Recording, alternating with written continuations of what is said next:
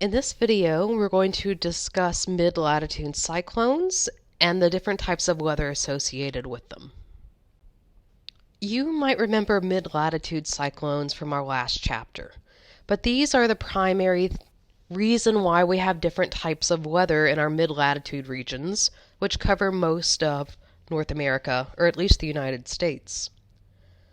So with these, we see these mid-latitude cyclones are typically moving eastwards across the United States. So they're moving from the west coast to the east coast. So we typically see the first signs of these mid-latitude cyclones on the western part of our horizon. But because these are huge continental-sized air masses, they're going to take some time to move through. And generally it can take up to 4 days for it to pass through a region. And as it's due, it's causing major changes in our weather.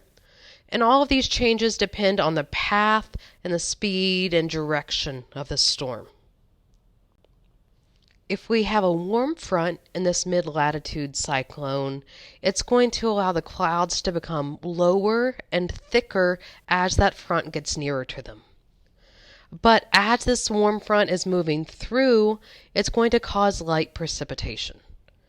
It's going to be a little bit of rain over a longer period of time, but then after that warm front moves through, we're just going to be dealing with the warm air mass. The temperature is going to be very warm, and we're going to have some southerly winds. But these mid-latitude cyclones will also have cold fronts with them. And with these, remember, this is where we have that really steep gradient between the cold and the warm air. That's going to bring really intense precipitation and usually some really intense storms as well that can create things like hail, thunderstorms, and tornadoes. But after the cold front has moved through and we're just dealing with a cold air mass, we're going to deal with colder temperatures with relatively clear skies and northerly winds.